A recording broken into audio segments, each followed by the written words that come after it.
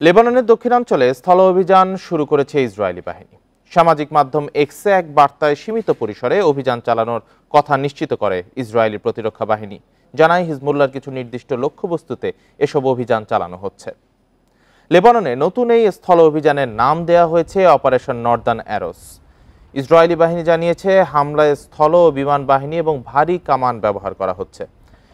দেশের নিরাপত্তা পরিষদের সিদ্ধান্তের পরেই অভিযান শুরু হয়েছে বলে স্থানীয় সময় সোমবার রাতে জানায় আইডিএফ। হিজবুল্লাহর বিরুদ্ধে যুদ্ধের পরবর্তী ধাপের অনুমোদন পেয়েছে তারা। হিজবুল্লাহর অবকাঠামো লক্ষ্য করে দক্ষিণ লেবাননের সীমান্তবর্তী কয়েকটি গ্রামে নির্দিষ্ট এবং সীমিত স্থল অভিযান শুরু করেছে সেনারা। তবে অভিযানে কি পরিমাণ সেনা অংশ নিচ্ছে তা জানা যায়নি। স্থল হামলার আগে লেবাননের সীমান্তবর্তী অঞ্চলে ব্যাপক বিমান ও শেল নিক্ষেপ করে ইসরায়েলি বাহিনী।